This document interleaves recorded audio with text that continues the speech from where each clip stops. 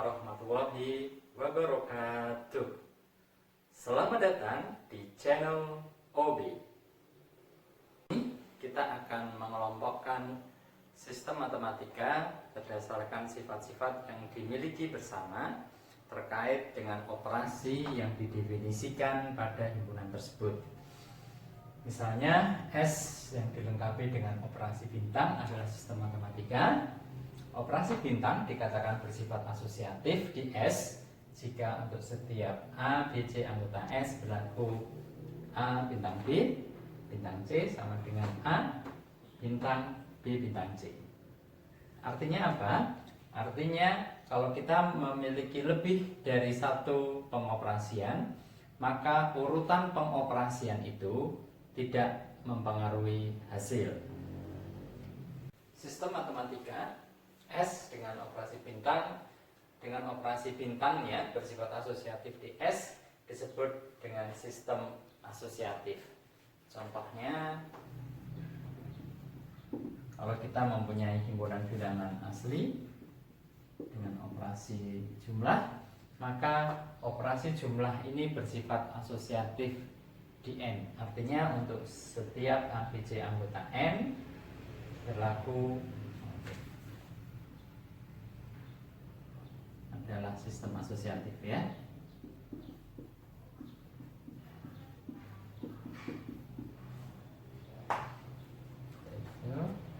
Yaitu setiap A, B, C anggota N berlaku A ditambah B ditambah C sama dengan A ditambah B ditambah C. Nah, sekarang bagaimana kalau misalnya kita buat yang lain ya? Oke, dengan dari N cross N ya, ke N, kemudian saya definisikan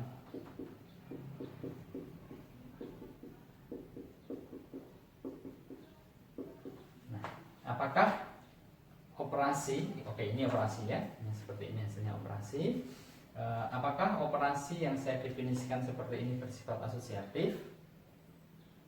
Untuk menunjukkan apakah dia bersifat asosiatif atau bukan, maka kita merujuk kepada definisi. Kalau dia memenuhi definisi ini, maka dia bersifat asosiatif. Kalau tidak, berarti tidak bersifat asosiatif. Ya, terlebih dahulu ya, andaikan operasi plus yang ada lingkarannya bersifat asosiatif, maka berlaku untuk setiap A, B, C anggota N, maka A ditambah B ditambah C sama dengan A ditambah B ditambah C ya. Jadi kita ambil sebarang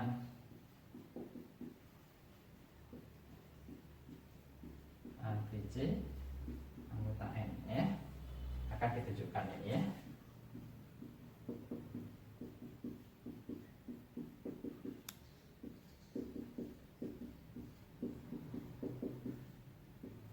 Oke, kita lihat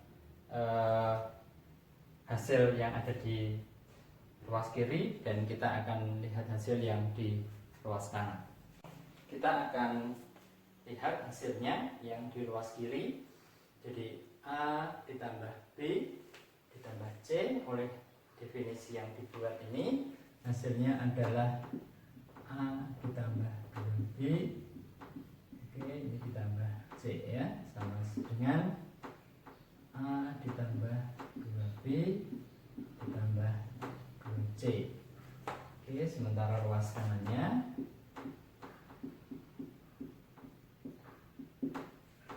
A ditambah B ditambah C itu sama dengan A ditambah B ditambah 2C ya. Sama saja dengan A ditambah 2B ditambah C, atau sama dengan A ditambah 2B ditambah 4C. Nah, dari sini kita punya dugaan bahwa operasi plus yang ada lingkaran yang didefinisikan seperti ini tidak bersifat asosiatif. Jadi menjadi kita klaim ya, klaim operasi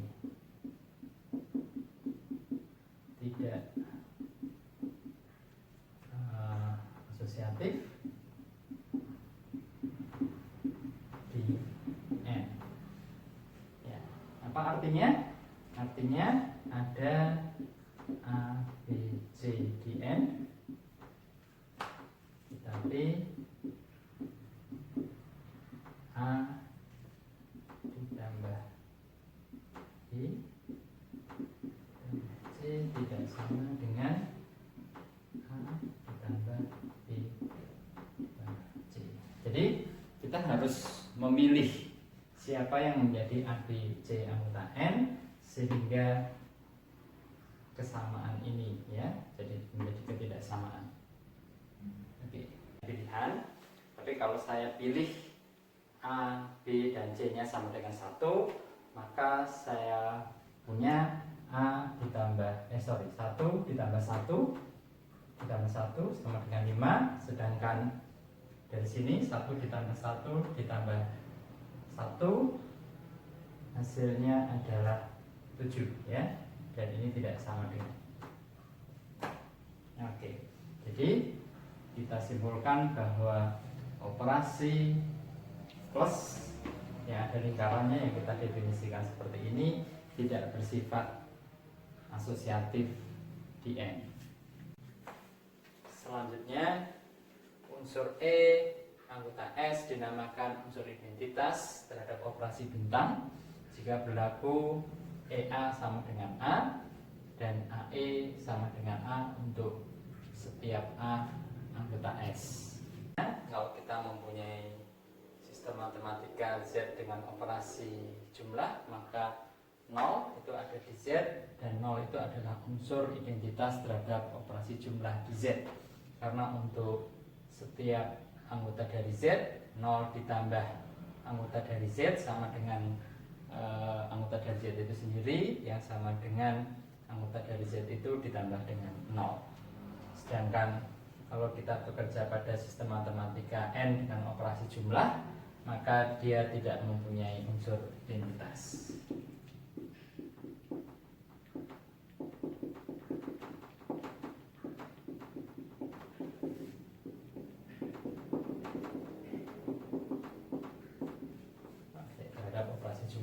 Karena setiap kali kita mengambil anggota dari N, maka dia bukan unsur identitas. Sistem matematika S dengan operasi bintang dinamakan monoid jika operasi bintangnya bersifat asosiatif dan ia memuat unsur identitas atau ada elemen di S yang merupakan unsur identitas terhadap operasi bintang. Contohnya,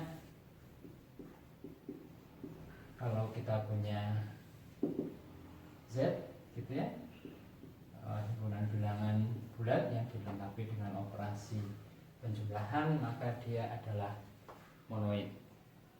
Tapi kalau misalnya saya punya N yang dilengkapi dengan operasi jumlah, maka dia bukan monoid seperti yang contoh yang sebelumnya ya, bahwa N dengan operasi jumlah itu tidak memuat unsur identitas. Tetapi kalau kita punya N dengan operasi kali, maka dia adalah monoid karena operasi perkalian pada himpunan bilangan asli bersifat asosiatif dan N memuat elemen identitas. Oke, yaitu 1 adalah elemen identitas atau unsur identitas terhadap operasi perkalian di himpunan bilangan asli. Sebagai latihan, tunjukkan bahwa sistem matematika RD dengan operasi jumlah adalah monoid, di mana jumlahnya itu dari RD plus RD ke RD ya.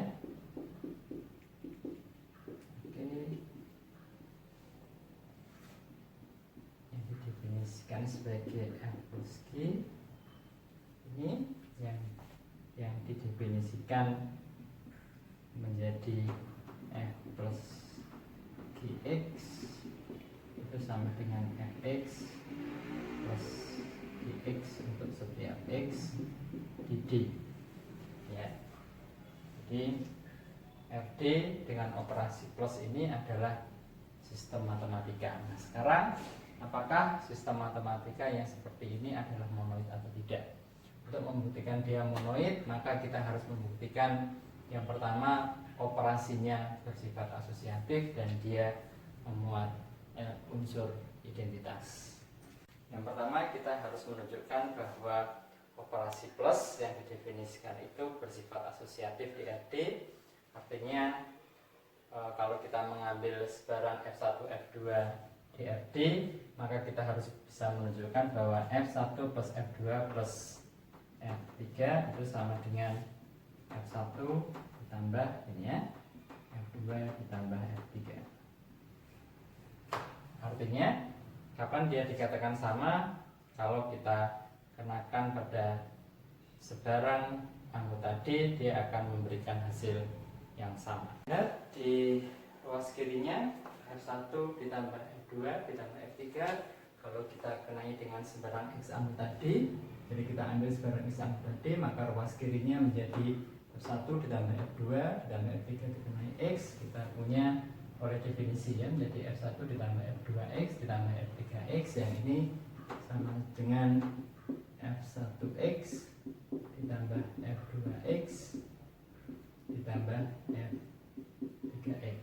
Sedangkan ruas kanannya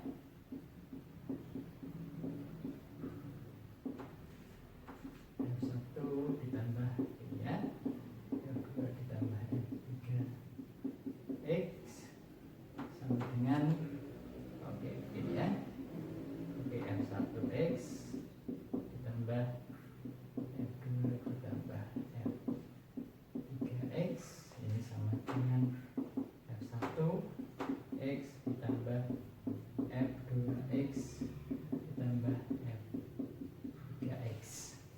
Oke, kita lihat karena F1X, F2X, F3X ini adalah bilangan real dan jumlah ini adalah operasi pada himpunan bilangan real, maka operasi plus ini bersifat asosiatif. Demikian juga yang ada di sini, plus yang ada di sini adalah operasi pada himpunan bilangan real ya.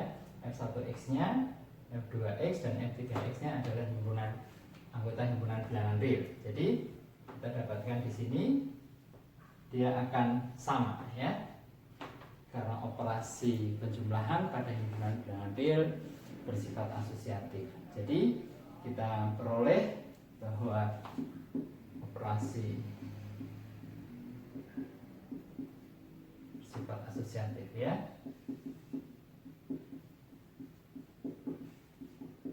di FD.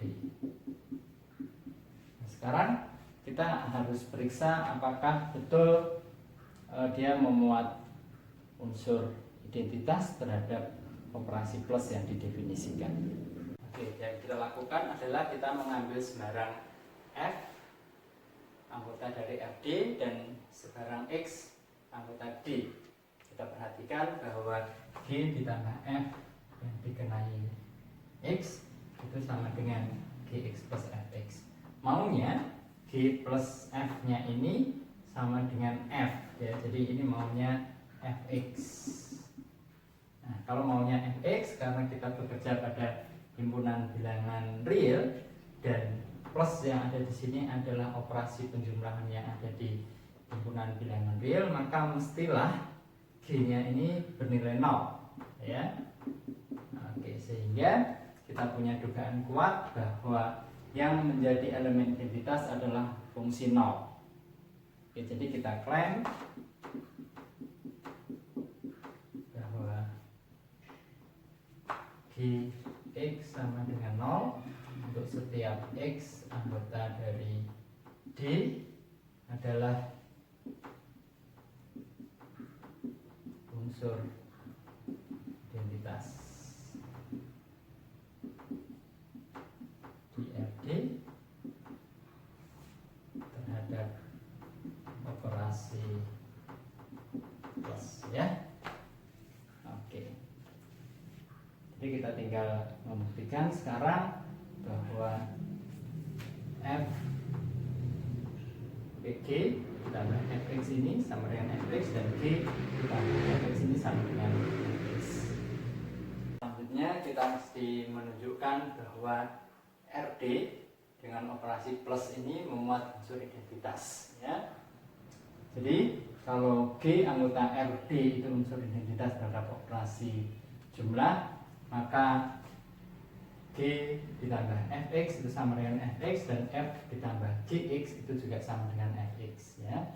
Untuk membuktikan itu maka kita ambil sebarang f anggota RD dan x anggota D, ya. Jadi kita asumsikan ada G anggota RD yang merupakan unsur identitas kalau ada, ya.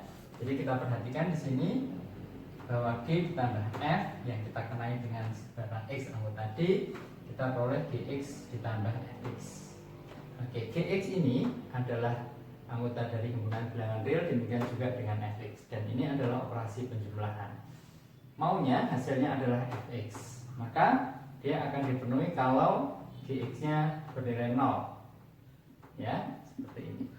Oke, sehingga kita bisa mempunyai dugaan atau bahkan kita bisa klaim bahwa fungsi G anggota RD yang didefinisikan dengan Gx sama dengan 0 untuk setiap X anggota D adalah unsur identitas di RD terhadap operasi jumlah.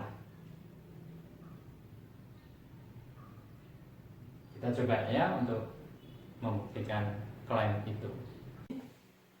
Kita sudah sampai kepada bahasan sistem matematika yang memenuhi syarat monoid, ya. Dan ada beberapa fakta atau satu teorema atau apa gitu, ya, yang menarik untuk kita bahas. Salah satunya adalah misalkan S adalah dengan operasi bintang R adalah sistem matematika, maka unsur identitas di R adalah tunggal. Oke, artinya kalau kita mempunyai lebih dari satu unsur identitas, maka sebenarnya unsur identitas itu adalah sama. Sehingga untuk membuktikannya sebenarnya kita cukup mengambil sebarang dua unsur identitas, ya, dan kita akan tunjukkan bahwa setiap kita mengambil sebarang dua unsur identitas, maka dua unsur identitas itu adalah unsur yang sama.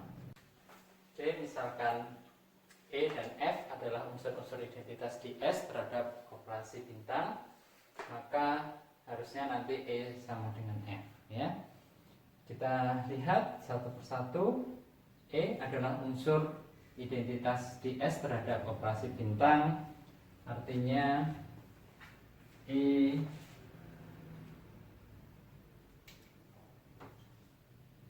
bintang A sama dengan A sama dengan A bintang E untuk setiap A anggota S, ya. Kemudian diketahui juga bahwa F itu juga anggota dari S, artinya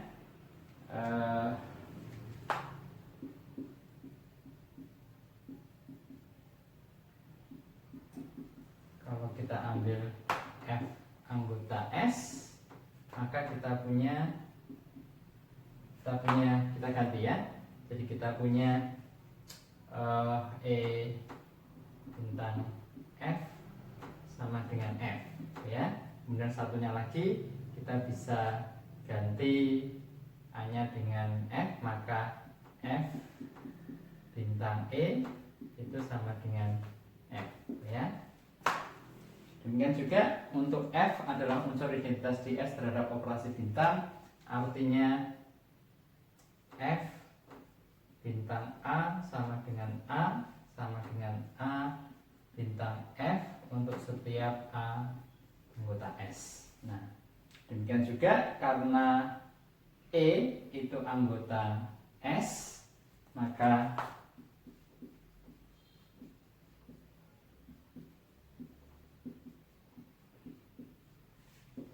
kita punya F bintang E sama dengan E, ya, sama dengan E bintang F. Nah, dari informasi yang kita punya ini, kita akan lihat apakah kita sudah bisa mendapatkan kesimpulan bahwa E sama dengan F, ya. Jadi kita punya ada EF itu sama dengan F, ya. Kita punya EF sama dengan F. Jadi saya kasih tanda. Nah, di sini kita juga punya EF itu sama dengan E. Ya, oke. Dari sini maka kita bisa dapatkan kesimpulan bahwa EF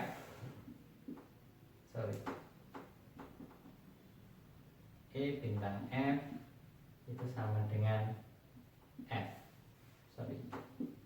Di lain pihak, E bintang F itu juga sama dengan E, ya. Oke.